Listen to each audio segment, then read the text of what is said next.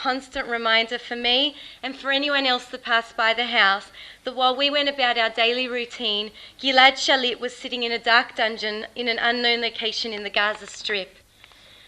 Last year, the tree died and the blue ribbon that had since turned grey went with it. But I refuse to take that as a sign that all hope is lost. On the contrary, I will continue to hold Gilad Shalit in my thoughts and prayers, and I will not lose hope that he will be returned. I would like to send a strong message to Gilad's parents, Noam and Aviva, to his siblings, Yoel and Hadass, and to all of his loved ones, that for each milestone that has passed by, for each long year that has come and gone, we as a community here in Melbourne, Australia, have not forgotten Gilad, and we will continue to advocate for his release. Behind me, you'll see lots of young 24-year-old boys, same age as Gilad, playing soccer, and that's where Gilad Shalit should be as well, and we will hope that that day comes soon. I'd like to welcome the member for Caulfield, David Southwick, to address us. Thank you, Emily. Firstly, if I could begin by recognising my parliamentary colleagues, Tamasha Thompson, who is a co-convener of the Parliamentary Friends of Israel, and Elizabeth Miller, who is the secretary of that group. To all of you, this is an anniversary that we wish not to be celebrating. It is a time which we remember, which we have hope, which we pray for Gilad's safe return. A 19-year-old boy being captured by Hamas and taken prisoner and spent 5 years now, 1,827 days incarcerated, with no medical attention, no one to tell us about how he is, how well he is, and a family with his mother and father, Viva and Noam, that are there every single day, and his brother and sister every single day out there doing what they can to call for his release. We all today remember the plight that the Shalit family have gone through, the horrific situation that they have had to undergo, and the various organisations that need to really, at this time, call on his release, whether it be humanitarian organisations, community organisations and governments around the world. Now is the time that we now need to call for action. Now is the time that we now need to ensure that pressure is put on Hamas. If Hamas are at all serious about coming to the table to talk about peace, this is the first sign that they should do by releasing Shalit.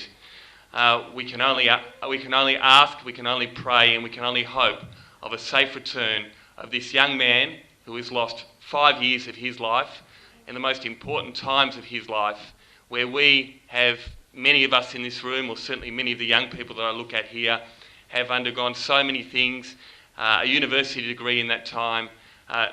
Roy, who we've seen, has cycled 4 years around the world from Israel to fulfil his dream in that time.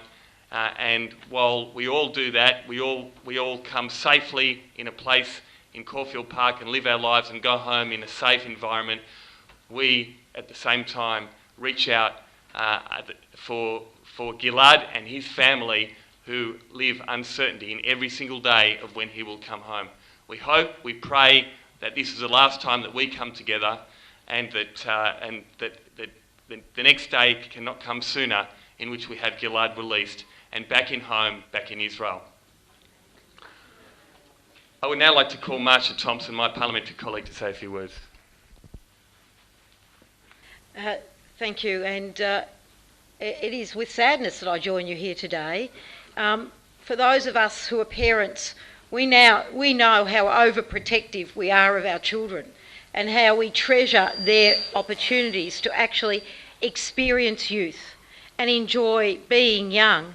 And here is a young person at the age of 19 who has had that stolen from him, and a family that know nothing about him. I cannot think of anything worse to bear. As a mother, as a father, as sisters and brothers, aunts and uncles, and a nation and a diaspora who all feel that we have a sense of ownership of Galit and his history and his story, and the right to see him released. My hope is that Rosh Hashanah this year sees him home with his family where he belongs, that we see an end to gatherings like this around the world, that we no longer have to think about the suffering he is going through, and that we do see the continual remembrance for every day that he is away from his family, from his home, and the chance to be young and free again. Thank you. I'd now like to welcome Roy Sadan to address everyone. As David said, Roy's been riding his bike for the last 4 years. He's around the world.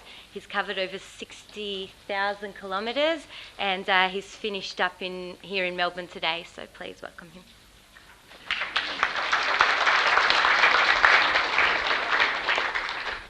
Hello everyone. It's mixed feelings to be here because I'm happy to see this gathering, but I'm also sad about the occasion. As a guide that cycling around the world in the last 4 years, I saw the wonders of the world. I saw many cultures. I saw myself.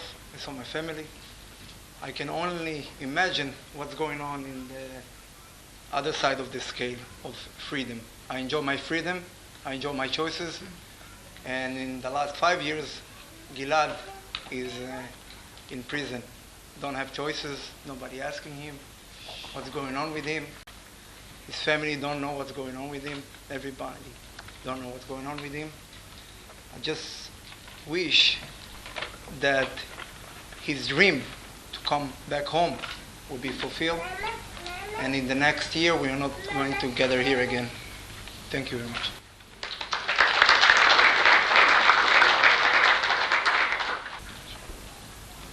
Thank you everybody for coming to show your support today. Thank you very much to our speakers, David Southwick, Marsha Thompson, Elizabeth Miller, Ro'i Sadan. Thank you to Emily Jian and to our musicians Dana Batsuri and Thomas Jian. Please stay and post your messages on the Meet Gilad website, and also welcome Ro'i. Finally, we hope and pray that today is the very last time that we meet in these circumstances. Halavai that Gilad will be free very soon, return to Israel and to the arms of his loving family. In the Hatikva, the Hope, Israel's national anthem, we say the line, Liot am chofshi be'artzeinu, to be a free people in our own land. This line is so important, we say it twice. Please join us in concluding today's event by singing the Hatikva, and please reflect on the simple hope that we can all be a free people in our own land, and remember that we were all born to be free. Thank you.